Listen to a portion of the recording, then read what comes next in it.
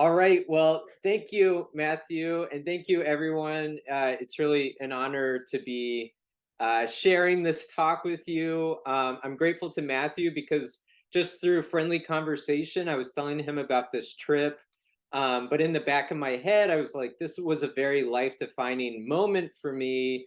And Matthew offered this space to kind of synthesize and unpack what the experience I had. So I'm really grateful to everyone for indulging me in maybe what could be like a classic vacation slideshow where like everyone gathers around and looks at my pictures. But I'm hoping it goes on a deeper, more metaphysical level. Um, so, I'm calling this presentation Building a Hiking Trail, Extracting Meaning from My Time on a Backcountry Response Team. And this was in the Cascade Mountains in the state of Washington. And I was in the mountains from September 6th to September 10th of this year. And I was with my uncle and my dad.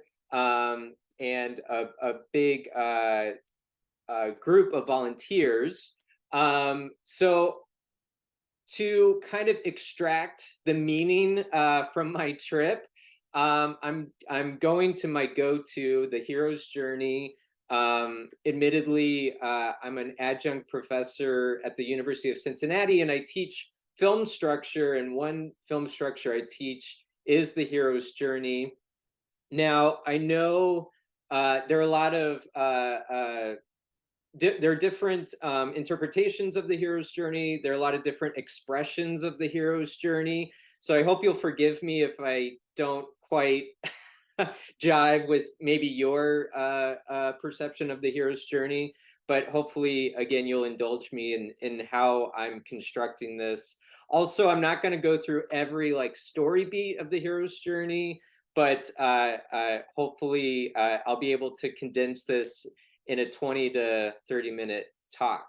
But just to give a little overview, the hero's journey, at least in a film structure perspective, there are three acts, or there are three parts. There's the departure, Act One, and that's where the protagonist is removed from the known and journeys into the unknown.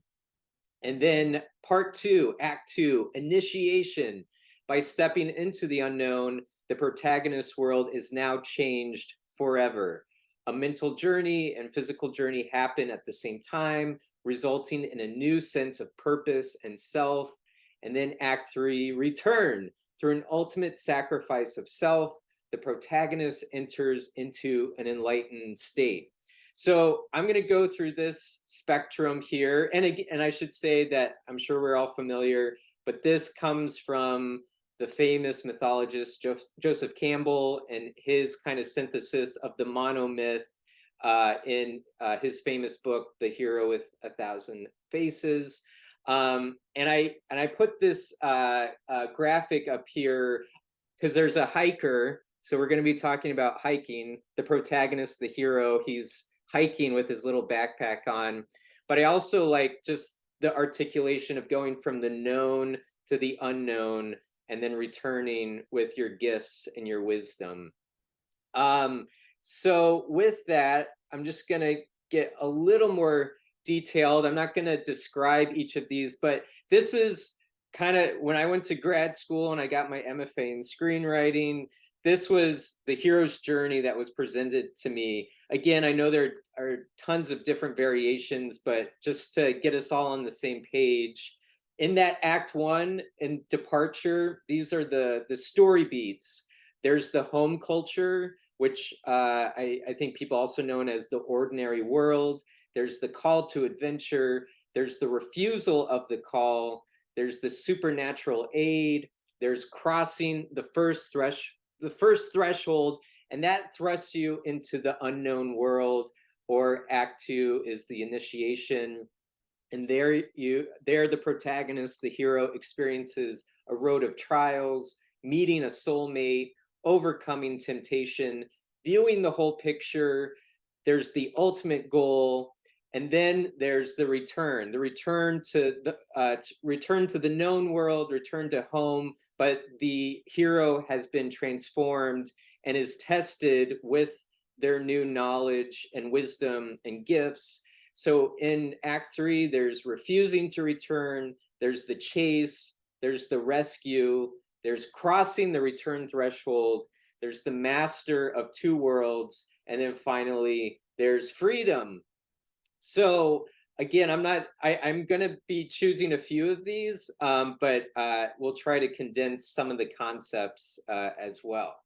So let the journey begin. This is my specific hero's journey in creating a hiking trail in the Cascade Mountains in Washington. This is a picture from the trip of Mount Adams, which is one of the volcanic mountains in the Cascade Mountain range. So I'm going to start with home culture or the ordinary world for me. So my life before building a trail, first of all, the meaning of this phase is the protagonist has a home. It's a normal, familiar place. Home is common to others in his or her world culture. But for me, my home culture was I went camping and hiking for teeners in Colorado with my dad as a kid. But I haven't really camped a lot in my adult years. I never did, before this, I never did any overnight backpacking in the wilderness. I was never off the grid for multiple days. I've maybe been off the grid for like an hour or something since cell phones were invented. But having said that, I had always wanted to go on a backpacking volunteer work party with my uncle and my dad, who have been doing it for years now. But I would always say, like, yeah, let me know when that's happening. I would love to go, but it was always a shallow promise. Like I never, I felt like it was always something I was pushing off, and it was kind of lip service to my uncle. Like, yeah, that'd be cool. That it sounds amazing. So that was kind of the world that was the status quo world that I was in. But the call to adventure came, and my uncle sent me a text, and this is the text I have up here. I found it. I went back in my instant messages. And so my uncle, his name is Gabe, and he was like, "Hi, Tyler. Hope you and Mo are doing fine. I was just talking with your dad about coming to the Northwest in September to participate in a backcountry trail work party. So are you and Mo interested in joining us? It will be a 6-mile hike to camp near the base of Mount Adams. At least the tools will be taken in via horse." Side note, there were no horses. We never had a horse. So we had to carry the tools in ourselves.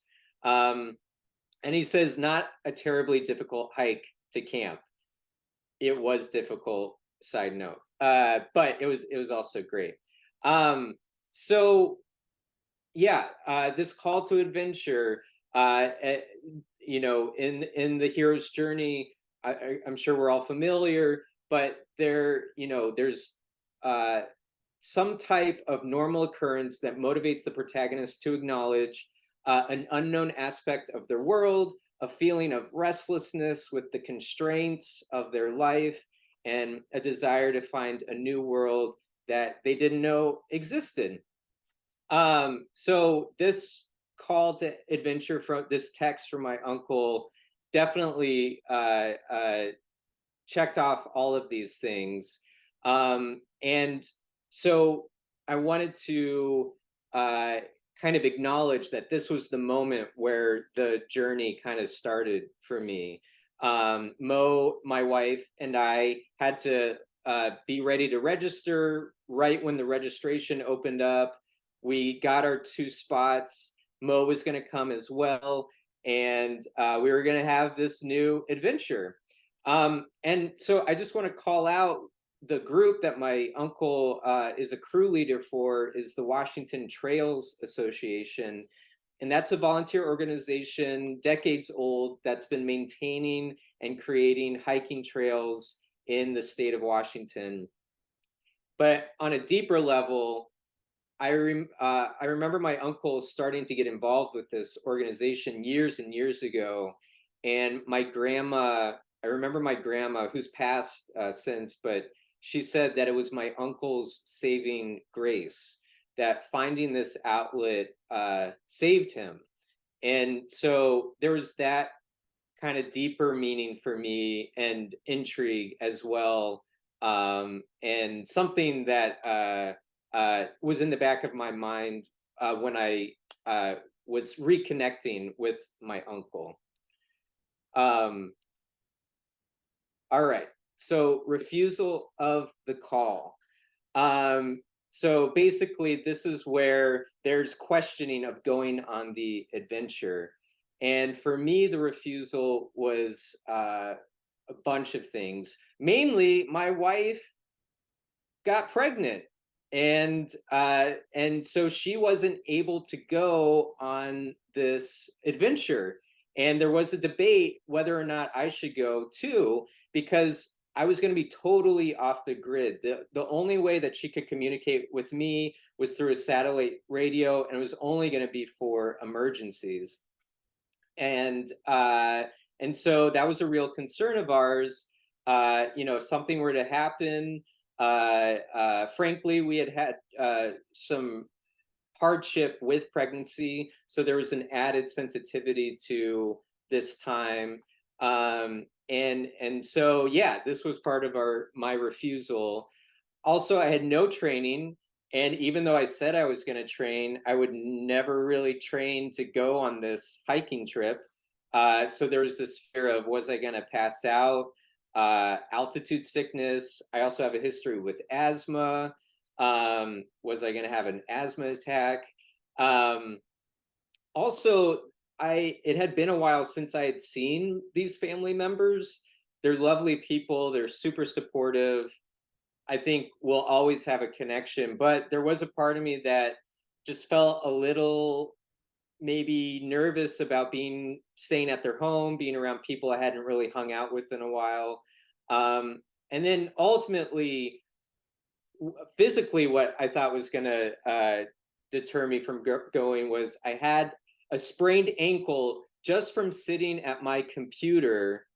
Like, I was furiously trying to get work done, and I had my ankle in a weird position, and the night before I left, it like fell apart, and I was limping literally right up until the moment we started hiking up the mountain. And my dad was worried about me. My uncle, like, who is a chiropractor by trade, he was telling me these exercises to do. But as I was approaching the trail, I was limping and having pain on this one ankle. So again, at the refusal of the call is really informed by fear of the unknown and wanting comfort in the known world. So these were the elements I was working with.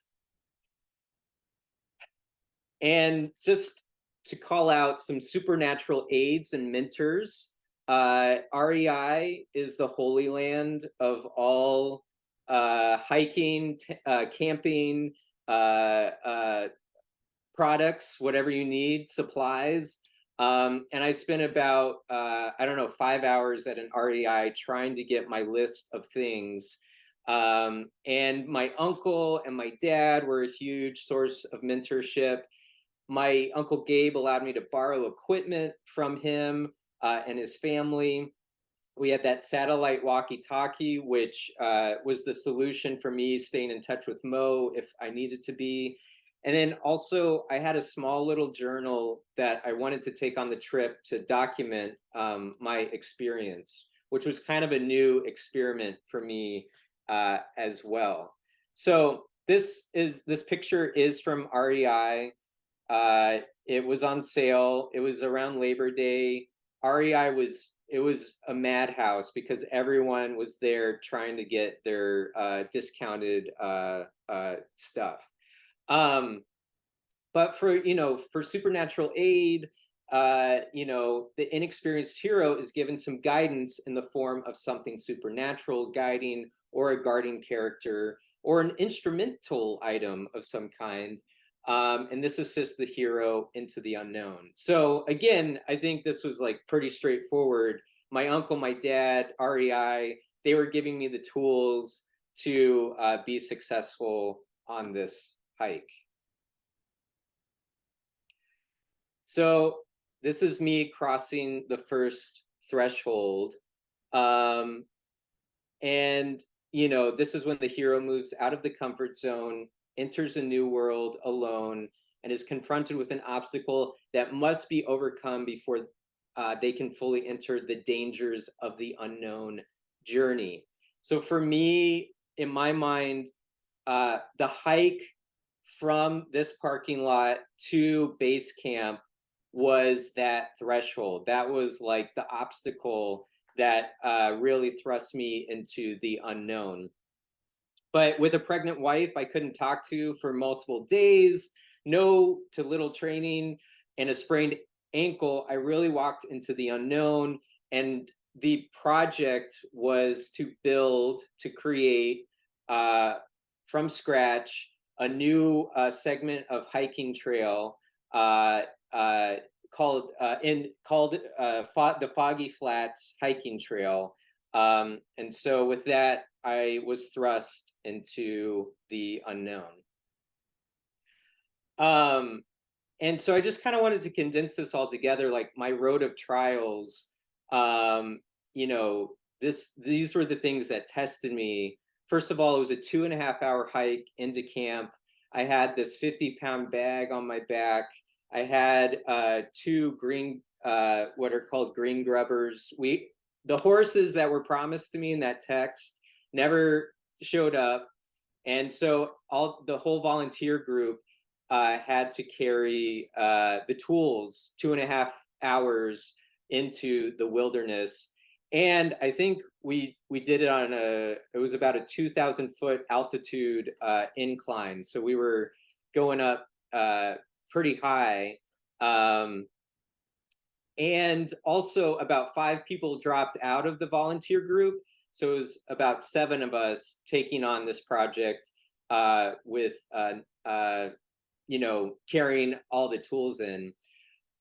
Some other roads of or other trials, I had to wear basically the same clothes because everything you had access to, you had to carry on your back. And so my tent, my sleeping bag, the food, the water, my clothes, all the toiletries, I had to carry on my back. And it was like every person for themselves. Except there was the communal latrine, and that was a 4-foot hole dug in the ground about 200 feet from base camp, and everyone shared that. And there was kind of a cool way to know if someone was using the latrine, or I thought a clever way. A shovel was placed in the path, and if the shovel was in the path, it meant the latrine was free. If the shovel was gone, then the facilities were being occupied.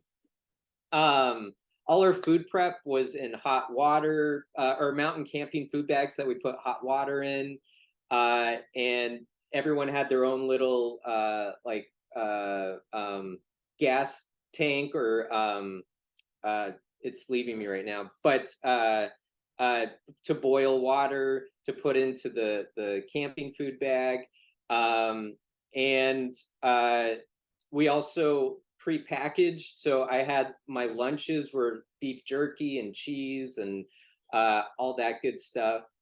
And our work days, we basically got up at 6 a.m. We worked from 8 a.m. to 4 p.m. We ate dinner from 5 to 7 p.m. But because campfires weren't allowed, there was a ban on campfires. Everyone went to bed when the sun went down, and everyone was just kind of in their tent trying to fall asleep. Um, and so on the other side, in this unknown world, I met some what's called meeting a soulmate, or these are more mentors and more supernatural aid. Um, that's a picture of me with my uncle in the middle and my dad, the three guys there. There's a picture of the whole group, and these all these people were really experienced, and they kind of lifted me up. um, there's a picture here of the ranger that set the trail for us to create. That was Ranger Damon.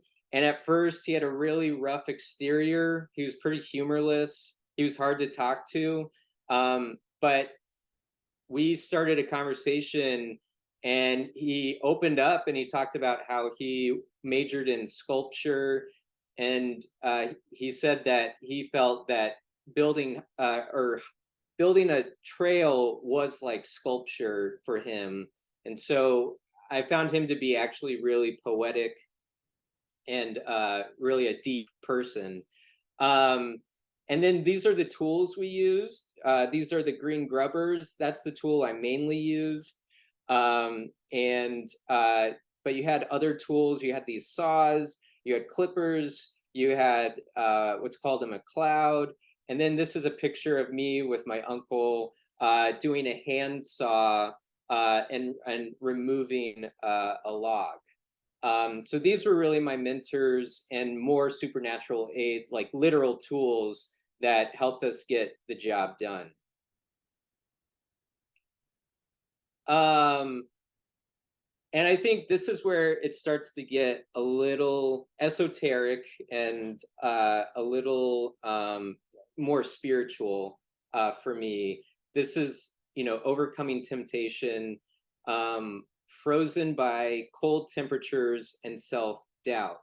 So, for this part of the journey, the meaning here is someone or something tries to destroy the journey itself. Often the destroyer has been sent by a large evil to stop the hero. Hero is often misled, but eventually overcomes his lack of knowledge and his or her fear and begins to accept the role of the hero. For me, though, I would say kind of the thing that was uh, threatened to destroy the journey.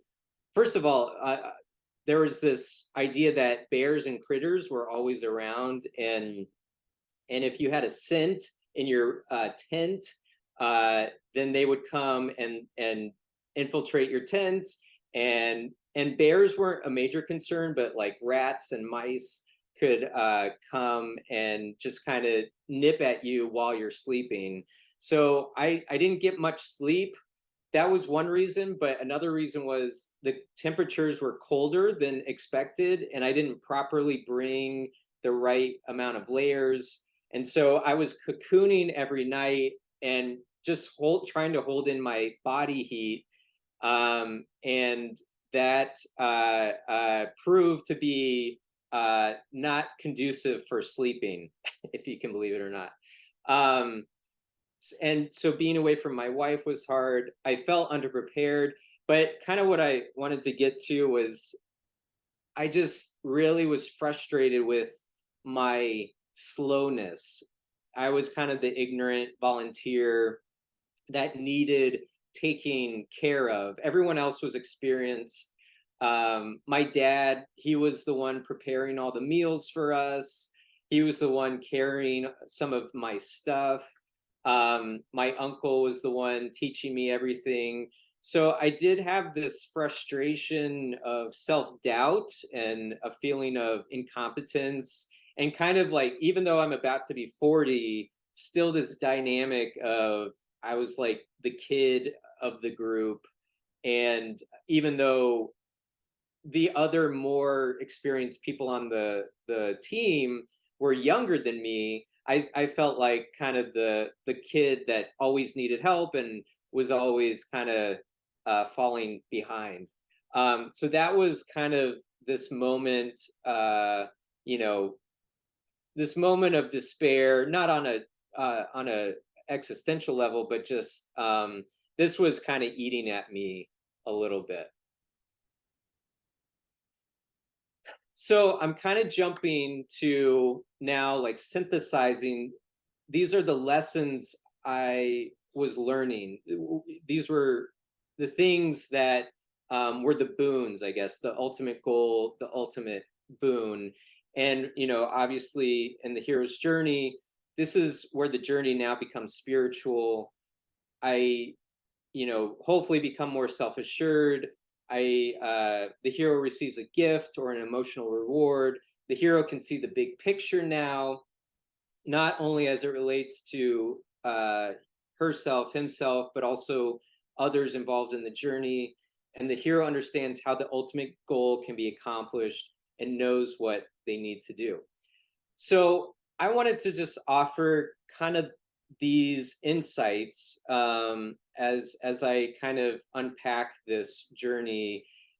We woke up every day at 6 a.m. I hardly slept at all, but for some reason I felt really awake and refreshed being outside, and having a purpose for the day. And I didn't have any distractions from my phone. The only thing I used my phone for, I did bring my phone, but the only thing I could use it for was keeping time. And I did set an alarm for the morning. And then it was like basically my camera to capture moments throughout the trip. But other than that, I didn't use it at all. And I wasn't bombarded with alerts during the day. But also, I just found it really refreshing and anxiety reducing to have one task to do for the day. And I knew, the task was build this hiking trail. And that requires several small tasks to accomplish that with your team. But for me, one of the biggest takeaways is I'd love to curate my life in a way where when I wake up in the morning, I just have one thing that I go to, and it's something I am driven to do, and it's something I feel like it gives me purpose. So that's a big takeaway for me.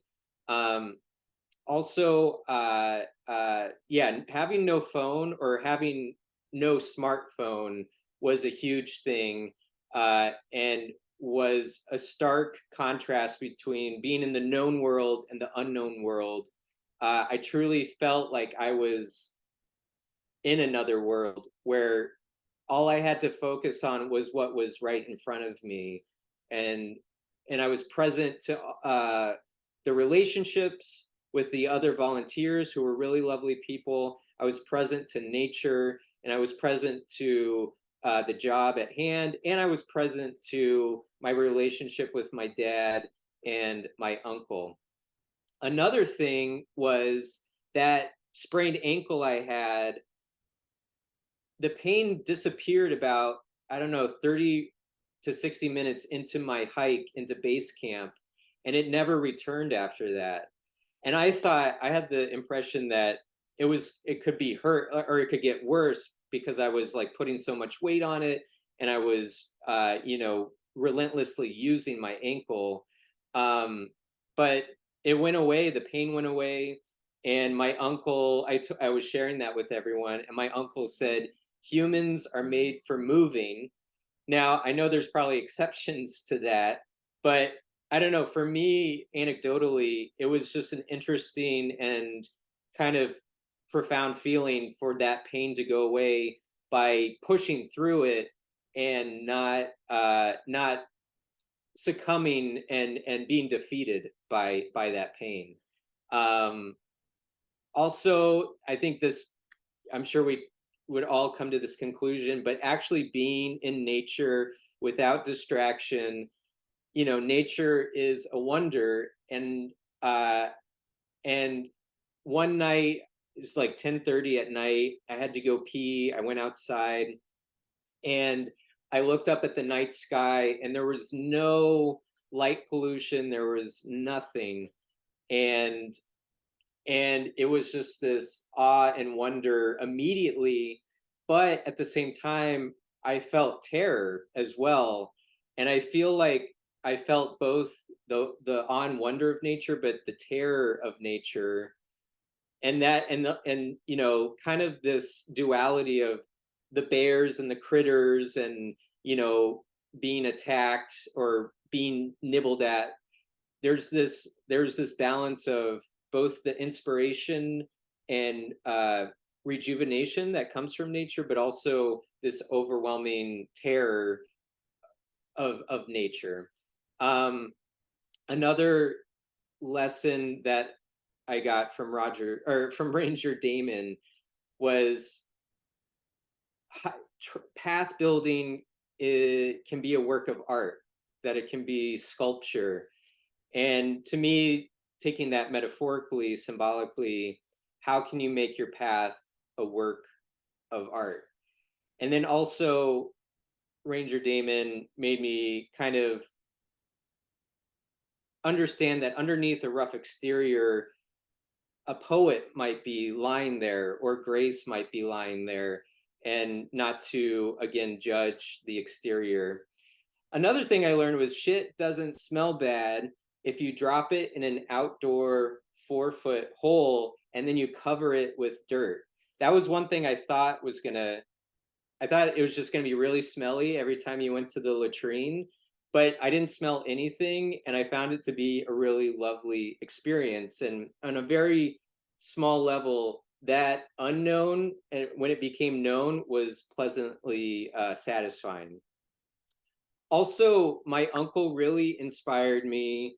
He was so articulate in his guidance and his leadership and his teaching, and it just inspired me to acquire deep knowledge.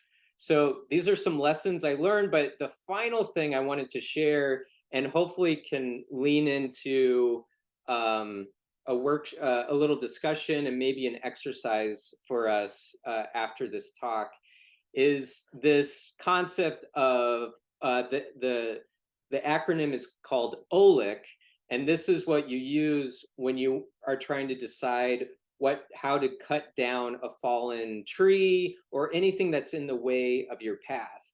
I'm not going to read this whole thing, but basically, this is the system to decide how you approach a wise cut in any obstacle in your path. So OLIC, O stands for objective, and that's where you just simply clearly state what your objective is for how you approach a cut.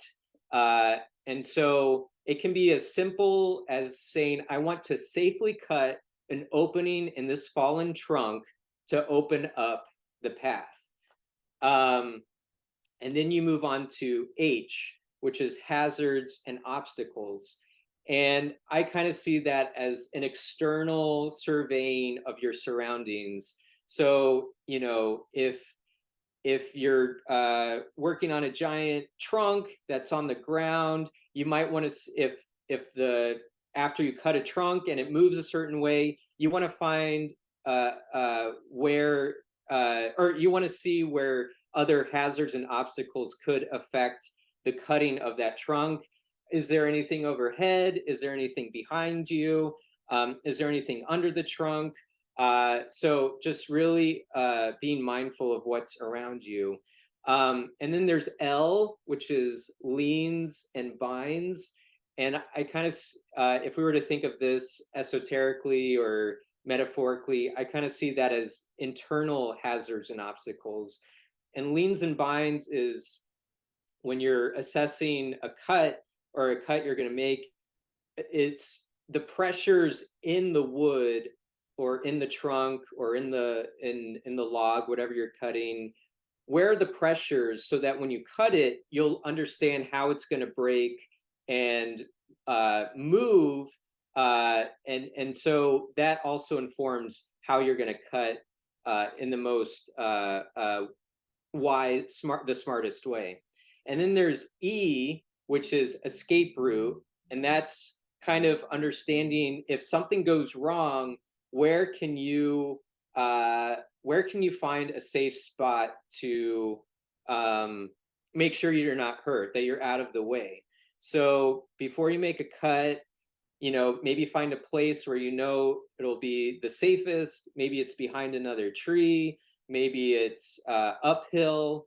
So again, just being mindful of your surroundings and knowing how to escape. And then you have your cut plan, and that's what tools to use and how to use them.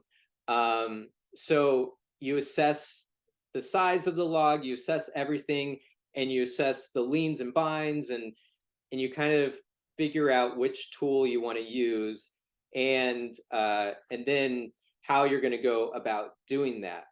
And then there is an C, an additional C, and that's for complexity.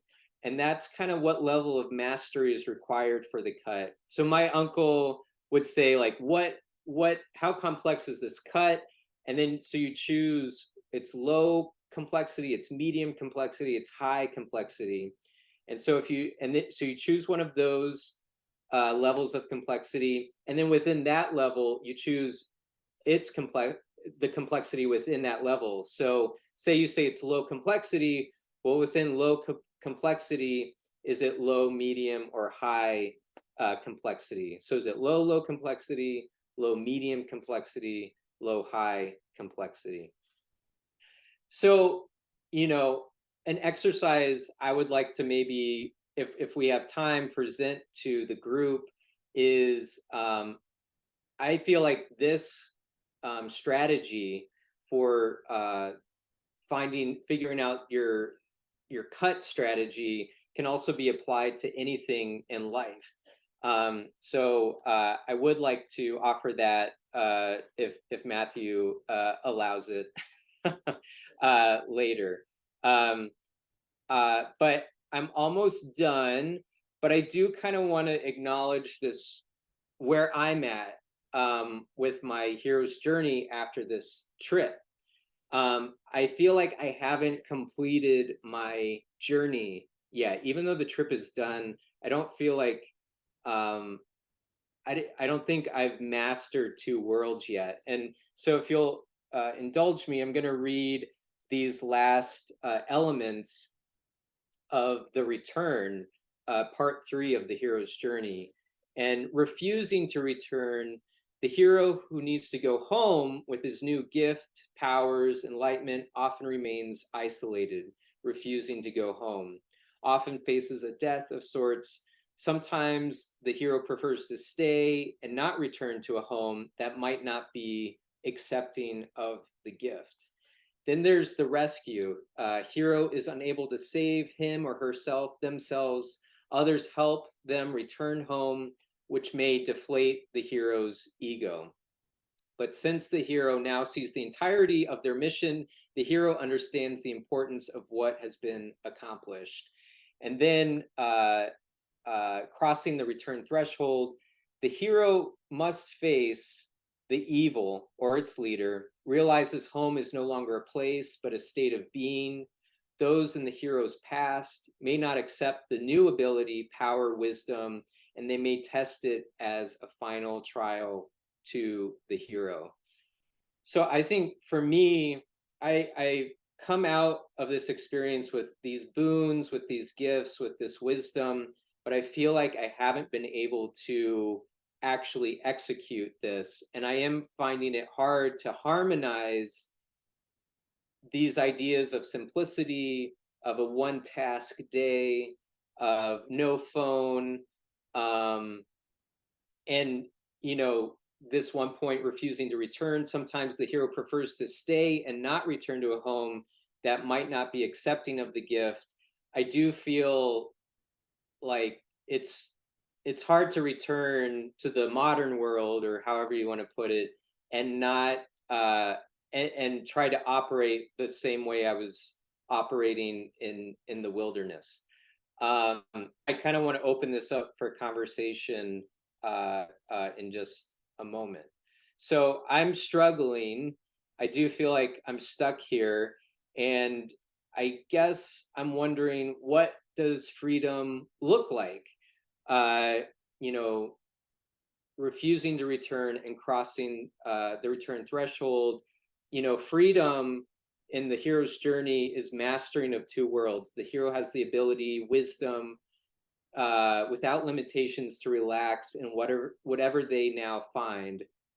The hero has to adjust to who they are, who they were in the past, and who they will be in the future. And then ultimate freedom is the hero combines the workings of the old and new worlds into one world, the world where the hero now lives. The hero understands that the old self had to die in order for a new way of life to begin. The hero no longer fears change because the hero has learned to live in the moment, regardless of what that means. So, what does my freedom look like? And that's why I'm so grateful for this opportunity to do this, because this was really helpful in me to articulate what would my freedom look like if I was able to move to the master of two worlds. And on a very explicit level, could I have a one task day? Do I want a one task day? But kind of when we talk about freedom, I think I I'm wondering if I can be radical and remove multiple sources of distraction, and also if I can be courageous enough to do that. So in freedom, the hero no longer fears change because the hero's learned to live in the moment, regardless of what that means. I think I'm still consumed with fear in what it would mean to radically uh, uh, curate my life in a way that would not necessarily match the current flow of modern life. So I'm ending my trip there. I will say I did finish the trip. We finished the trail. It was, as I said, a life-defining moment, and I'm still unpacking it. And this opportunity to share was one of those uh, really cool ways for me to unpack it. Um, but I would love to, transition to discussion. And Matthew, please feel free to guide me if you feel like we're short on time or we need to cut something short. But we don't necessarily have to do this. But I was thinking if we wanted to take maybe 5 minutes off screen to identify a fallen tree on your path and maybe apply Olek to help make you to help make the wisest cut. And you don't have to share it, but I was thinking if we take that 5 minute break to maybe just tackle something that could be interesting to return with, and then just some questions to spark discussion would be: does anyone want to share their Oleg plan, or what's a fallen tree on your path? What was an experience you had where you felt you had a hero's journey, a transformation? Are you stuck in a certain phase of a hero's journey right now? Uh, do you take any issue with the hero's journey or the Olek construct? And then some other thoughts are: what is your saving grace? Who or what are mentors or supernatural aids in your life? Does a one task day interest you? Is it possible? Have you flirted with the idea of radically removing distractions from your life? What does that look like? And then, of course, any other thoughts or questions that resonate or come up as well. One of the I took a bunch of notes during your talk, Tyler. One of the things that stood out, or yeah, one of the things that stood out was like, what does it mean to make my path a work of art? Um, and yeah, that's a big question. That could mean a lot of different things, of course. The way that I'm like relating that to my life right now, I guess, is, and some of you probably are sick of me hearing sick of me talking about pruning and stuff, but it's just on my mind, on my soul. So I feel like, I've been doing ever since I moved from LA, that's where the pruning started kind of. Like getting rid of stuff for my move because I could only take so much. And so getting rid of books and notebooks, for example, or clothes or any knickknacks, whatever. And kind of like being forced to have discernment about that and to try to figure out which of these items were more meaningful than other ones, which ones were not meaningful enough to take and all that sort of thing. That's ended up, when after that happened, I started kind of like it was just a theme that I carried with me, literally and figuratively, internally, externally, thinking about the things I want to keep in my life, the things I want to get rid of, the things I want to transform.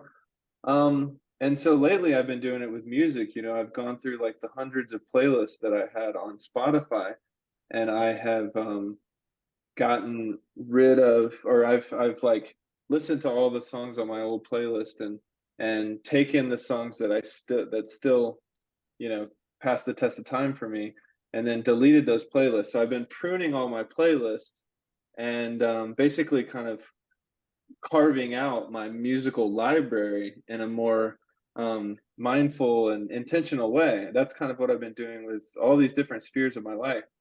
And so I feel like you could say that, yeah, I'm trying to kind of like sculpt my life. It's turning my life into a sculpture of sorts, a work of art.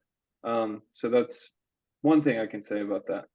And then also the whole acronym thing. Acronym's the right word, right? Um, that's the when Tyler, when you were telling me the story a few weeks ago about this trip, and then you told me the acronym, that's the thing that like stood out probably the most, and so I'm glad you touched on it because I was going to mention it. But yeah, that definitely seems to be the most esoteric potential, maybe. Or there's a lot of things in your experience that definitely did, but um, yeah. So I could apply that ol olsec olkek. Wait, sorry, no, it's just Olek. Sorry, I my Oleg, yeah. list had yeah Olek. And sorry, I brought the screen down, but I'll paste in the N- chat Oh yeah, yeah. uh the maybe the So I could apply questions and Olek to a bunch of different parts of my life, but in that 5 minutes, I was thinking about my book. So I said objective to write the damn book. Hazards, there's a bunch of hazards, but the things I came up with are like time, having carving out the time, speaking of sculpting, carving out the time, making sure I'm giving it enough time, having like an intentional schedule around it and stuff like that, and having days where I have a lot of other stuff going on and it feels like it's hard to have the proper time. And then also some hazards are like I've been really trying to make sure that yeah, everything's very coherent and everything's tied together, and like I don't want certain chunks that I had in the book that I really liked just because they were about something I was really interested in. I had to again like go through a certain kind of discernment and cut those things out sometimes if I felt like they weren't like serving the heart of the chapter or something like that. So making sure everything's kind of weaving back to the main ideas, like a classic college essay or something. And also I've been thinking about transversality, like passing the transversal test. And with the book, what that means is like, does it all kind of relate back to those main ideas and main themes? And does it is enough of my personal vision and my personal voice in it?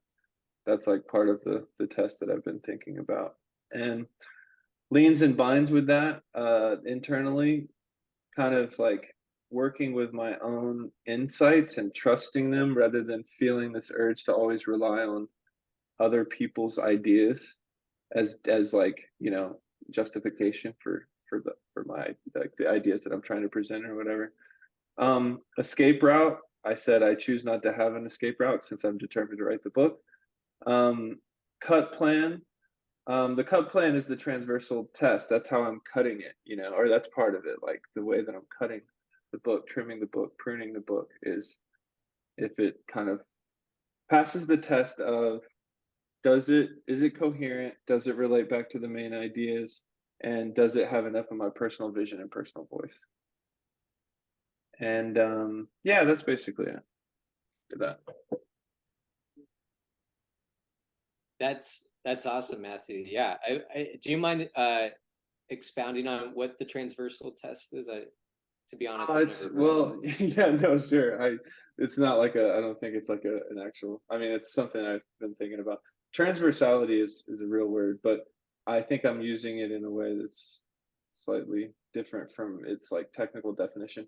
But basically, even the technical definition is like where a bunch of lines come together. Basically, so what the way I've been envisioning it is, if you can think of a point, and then tons of lines are blasting out of that point, you know? And so, for example, I've been thinking about the transversal test in like every sphere of my life. So with music, with the playlist thing, I'm like, does this song, how does it make me feel? If it has lyrics, are the lyrics interesting enough? Or you know what I mean? Like, do because there's a bunch of music where I've been more disposable about the way I've listened to music in the past, and it's like, oh, this makes me feel good, so I'm gonna listen. It's like, and that's fine, I guess. But I've been a little bit more discerning about it. I'm like, well, no, that doesn't pass enough tests for me to keep it on my playlist. Maybe that sounds harsh, but that's the way I've been with the music thing. And then with with my book, passing the transversal test. So how like okay, so if it's a hmm, if it's a paragraph, let's think of the paragraph as a point, and how many lines are coming out of that point? Meaning, is the line of my personal vision coming out of the point? Is the line of it connecting to the major ideas? Is that line coming out of that point? Um, is it coherent and kind of connected to everything else in the chapter? You know what I mean? So it's like the more lines are coming out of it, whether it's a song or a paragraph, the more transversal it is, you could say. Hopefully that makes sense. Yeah. That's awesome. Yeah, thank you for explaining. I love the sound of it. Yeah. Yeah. And just as a last note, like I have so many, even though I've been pruning, I still have tons of different playlists. And like another transversal test is like, how many playlists does this song end up on? Because I have a bunch of different themes of playlists, and like sometimes a song is so good and is so multifaceted that it can be on like 10 of my different playlists, even though the playlists have very different themes, if that makes sense. So yeah, hopefully that gives you an idea. Yeah. Who else wants to share? Did yeah.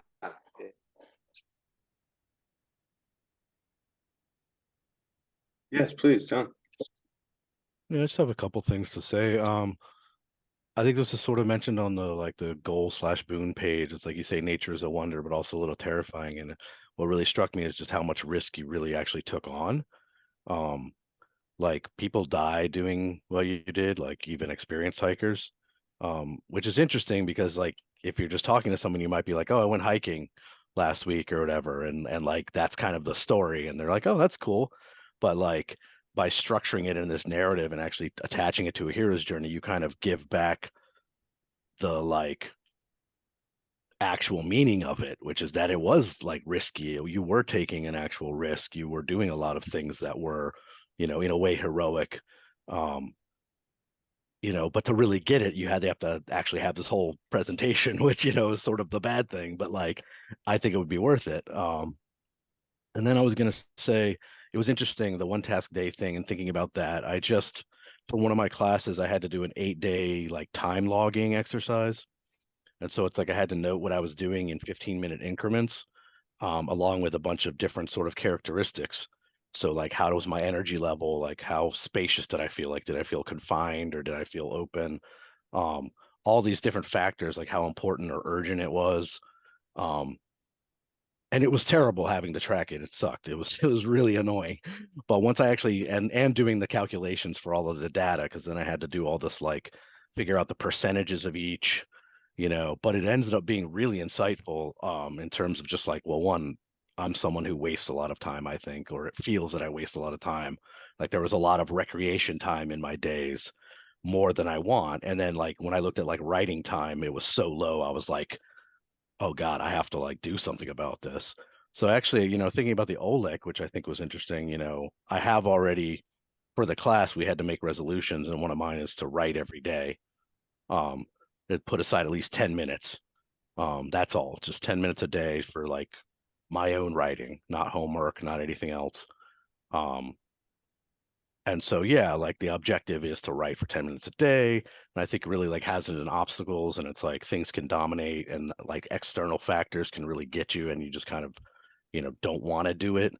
Leans and binds, I was like, well, there's distractions. There's sort of like, emotional distractions even of just like, I don't feel like it. Um, and then like an escape route, I was like, well, if be easy on myself if I miss a day, I think is something that's really good for things like this, because then the cut plan is for me to schedule it. And that really made a huge difference, was to actually put it on my schedule every day and do that. So I'm trying to get used to those kinds of things. And then the complexity, it's like it seems simple, but because each day it's only 10 minutes, and I think that helps, but I'm trying to turn it into a habit, and that's where it gets hard. Um, but I've been pretty successful, and it was just really interesting looking at time and sort of, yeah, like looking at like Matthew says, pruning, and sort of like discernment comes up a lot too, and just being like, well, what am I dedicating my time to? And some of it's pretty eye-opening. Um, so I would encourage people to do something like that, although it is very, very tedious. John, I'm curious to know, do you have a template or something you could share with people? If I can pull out the instructions. I mean, it's pretty simple, it's just a few different it's just a sheet with like the times, and then like, but yeah, I'll send you something. I'll definitely send you something. Let me yeah, yeah, I'm curious to know that maybe leans into one of the questions, you know, radically removing distractions from your life when you saw that maybe recreation was a large portion of your time. Did you have a thought like, do I need to remove things, like partially or wholly remove things from my life as well, or did it just were you like, I gotta put more energy in this and less energy in this? Well, it really, I think it was like sort of, it's interesting because it's like I knew I wanted to do those things anyway and like dedicate more time, but it's like until you see it kind of in stark terms like that, like honestly, just getting some numbers and being like, oh, like 5% of my time I'm actually writing, and like 25% of my time I'm doing recreation, which really that's sort of a cheat category anyway, because recreation is me sitting down and like browsing the internet and doing nothing for like 2 hours, and then being like, well, what did I just do? Um, so it's not even like really fun recreation necessarily each time. Because even then it's like, yeah, I guess it really made me want to add more meaning to what I'm doing and really find. So even when I do recreation, I want it to be good recreation. I don't want to be like force myself to play a video game just because I'm like, I got some dead time and I'm don't feel like concentrating. So I'm just gonna like put this on and turn off my brain. I would like to actually get in and be like, oh, I'm gonna get immersed in this. I'm gonna really enjoy it. I'm gonna examine it and enjoy it as art.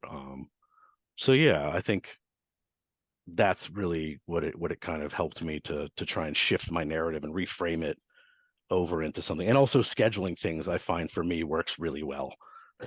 And I've never been used to scheduling things out. I've always just been like, I'll just look through my email and look through like 50 emails to figure out what's going on. And um, but since I've been doing that, like actually putting things down on a schedule, it really makes things different and easier. Good stuff. Me too. Scheduling definitely helps me as well. Danny, how about you? I think Danny's got something to say. Yeah, before we go to the balcony, maybe we'll get the people in the gallery. Uh, Man, actually, all this talk about time, the one task day, for instance, sounded really good to me. And because I recently decided that I'm at my best when I have a 3-task day. I'm like, I can do 3 things in a day. And part of that, I've been wondering about how other people divide their lives up on a daily basis, how they chop their schedules up. Not that I'm very good at making or adhering to schedules, but I once saw like a pie chart of Victor Hugo's daily schedule. And, like the guy slept until the afternoon and then he wrote for like 6 hours or something. It sounded pretty good. But, John, I'd like for you to send me that tool you were talking about. So, okay, I tried the OLEC thing and I started with the objective being a 3-task day. So this is how I went through it. The hazards for that, because my problem right now is that I've sold my time too cheaply this quarter or this semester, academic time. So the hazards for that going forward is less money and also lost opportunities in terms of networking with people whom I find valuable for various reasons. And then the L, which is leans and binds, so the internal pressures that I need to take account of. I guess for me personally, that's a fear of failing people, not living up to my responsibilities. Whether that's the students I take on as work or, the sort of obligations I want to say sell myself to, over time. E is the one I think I'm missing the most. That's the escape route. I don't really see a way of working on the tangled thicket in front of me where I can also be like, nope, nope, stepping off. I want to go back and make more money and do more things. If I cancel an appointment, cancel an obligation, it's kind of hard to take those things back. The cut plan, well, I don't know. I guess scheduling is a thing, but schedules are rough for me. I need those to be enforced upon me by other people or by institutions, or else I'm very bad at them. So maybe my thing is I need to develop some more obstinance, and just, refuse to be so generous. I don't know. That doesn't sound good to me, but maybe obstinance is the thing to go. Maybe somebody else here has the key for me. And the complexity, well, I don't know. I guess it doesn't seem that complex. So I think I can do it. I think I can handle the complexity if I can just, whip out that blunt tool of like the axe of obstinance and start wailing away at these obligations I have. Well, yeah, that's how it played out for me. Well, that's kind of what I'd like to explore and open it up to the group, but like, yeah, reframing expectations of availability, I feel like.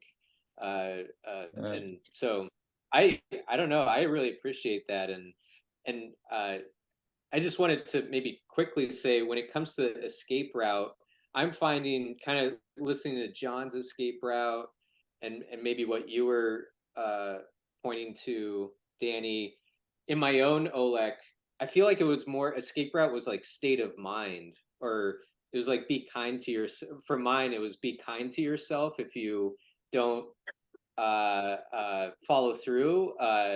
And and and so you were saying like I can't go back on if I cancel something, I can't go back on that. But maybe it's like state of mind, like that's okay that I can't go back, or like I accept that risk, I guess. And you have peace of mind about that.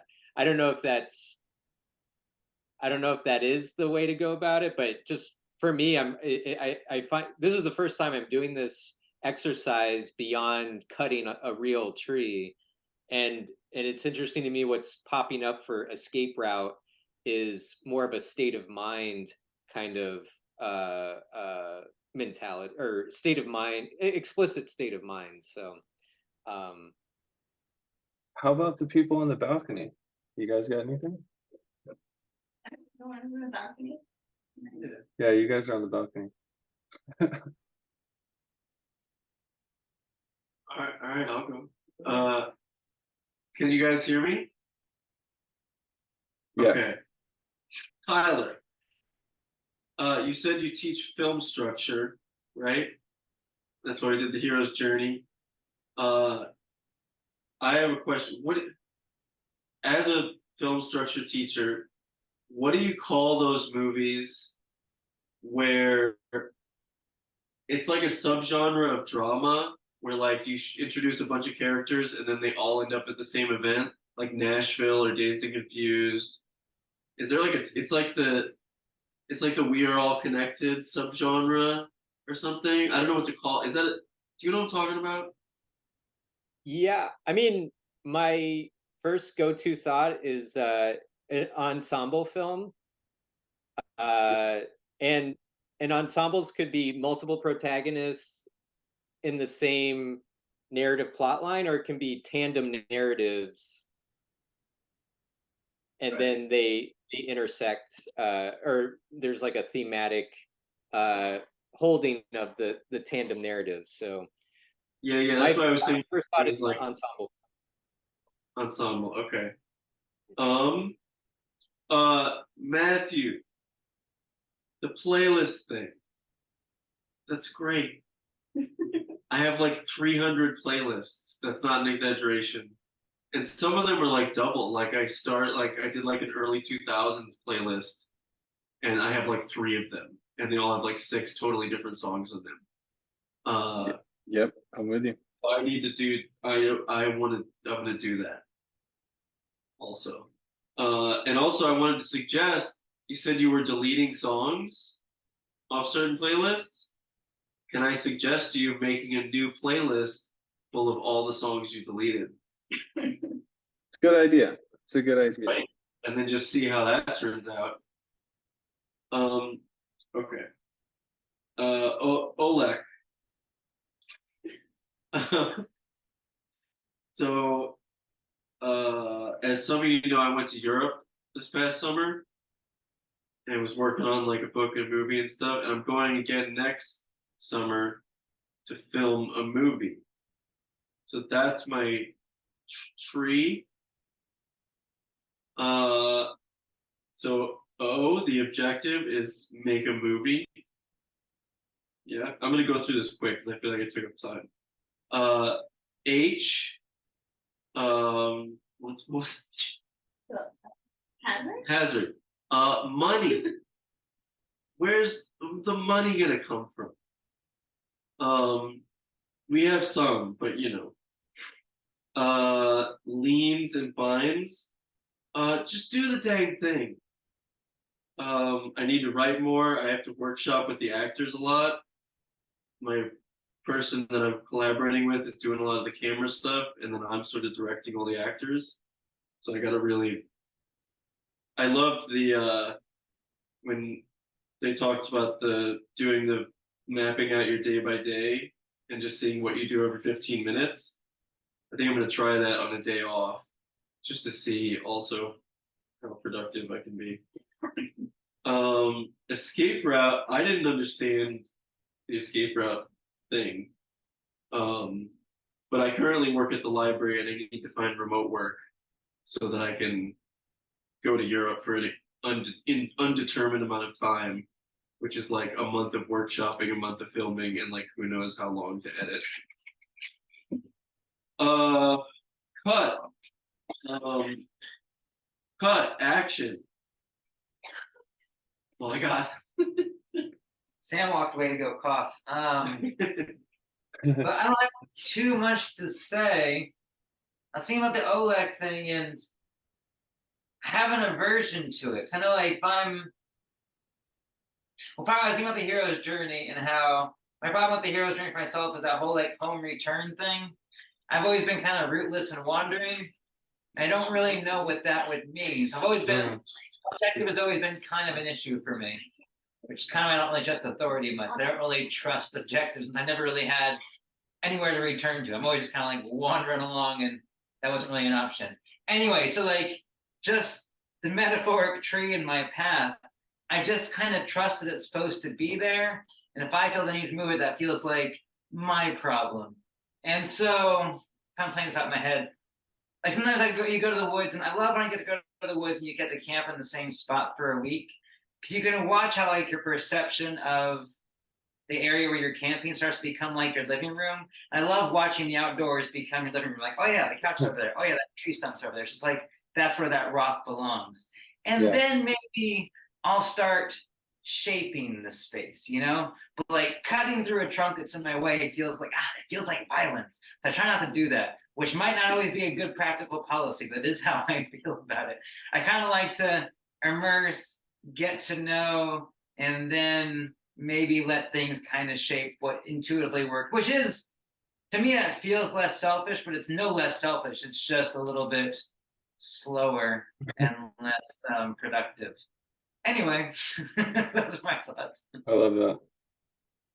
Nice. I like your comment about the return. Yeah, maybe if I the could return is not always necessary. Right. Yeah, sorry to interrupt. Just wanted to quickly say, when I was working on the trail, I did express to my dad, like, this feels like violent, like we're ripping into the ground, we're tearing up the ground, and it seems like a sacrifice to maybe allow people to be here and to like experience this, but there is this like kind of dominating energy of for this like lane of ground, we are ripping it out, and it's like, yeah, sacrifice for maybe us all to appreciate nature. But to your point, Dave, like do we have to be that direct and dominating? Could we be in a have a more gentle approach?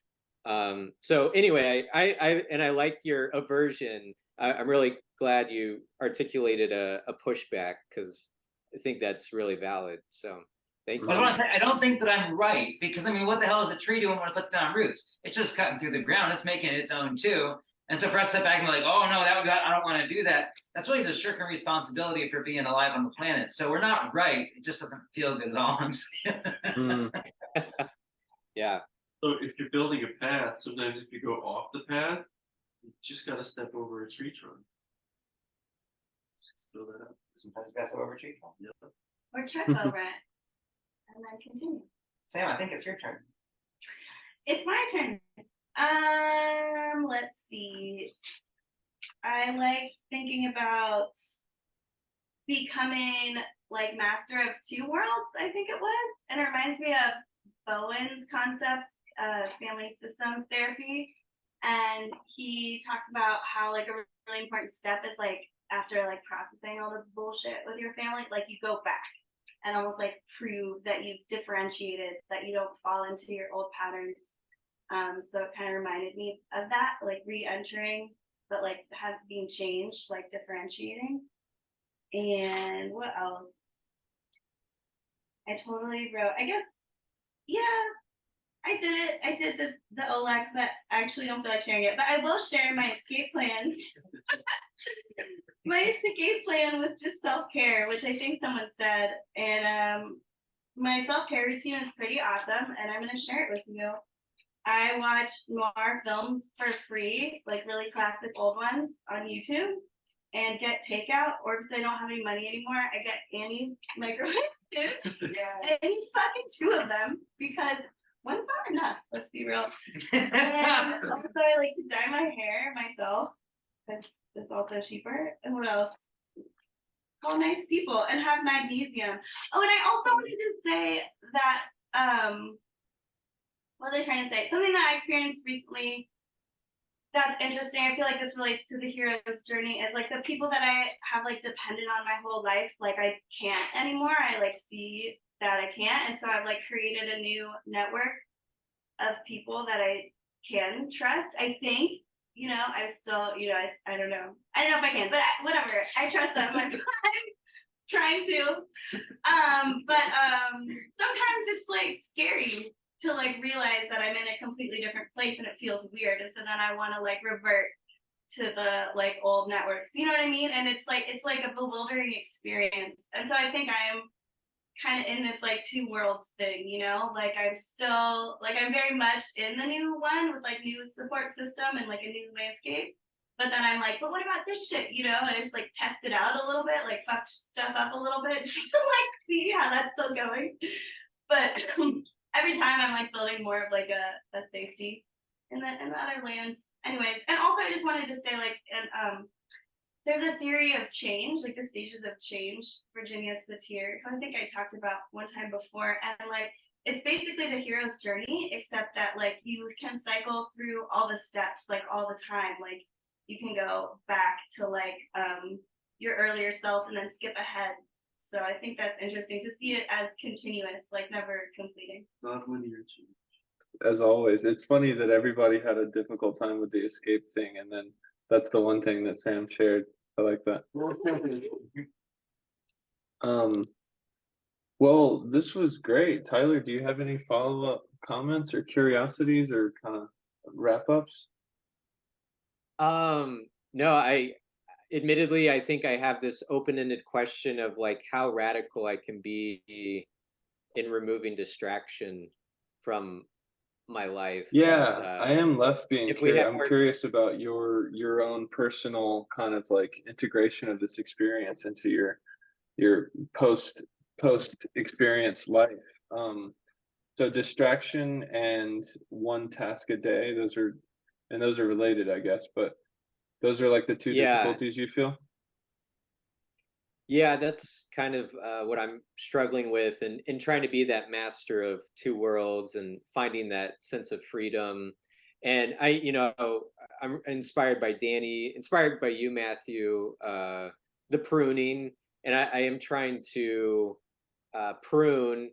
Uh, there is kind of a ticking clock. We're going to have a baby in January, so I think that's another, I guess, a pressure that's happening, a beautiful pressure, but it's making me want to simplify as much as possible.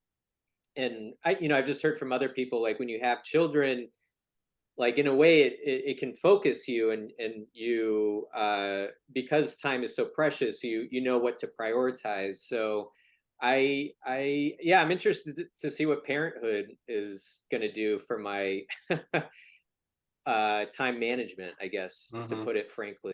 Mm-hmm. But yeah, I mean, I have, and yeah, I'm sure everyone has thoughts on this, but yeah, I wish we could talk for like another hour, but I know we can't. But like could I get a phone, like literally a phone that is just kind of reverts back to just like Mm-hmm. texting, calling, and would that be a radical choice?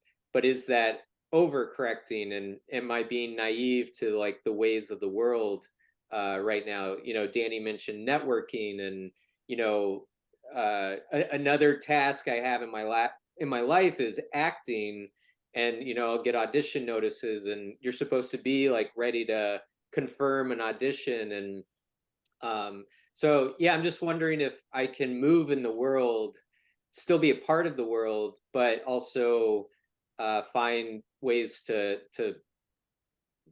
just be as focused as possible. So Mm-hmm.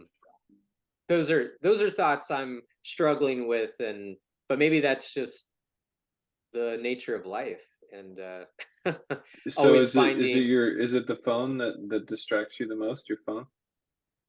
I think so. Kind of what John was alluding to. It's like I need to look something up on my browser, like look up REI, which stands for Recreational Equipment Incorporated. I stands for Incorporated. Uh, but I'll look that up on my phone, but then I'll see, I don't know, I have a message from Instagram, and then all of a sudden I'm scrolling through Instagram, or I'll see, Mm-hmm.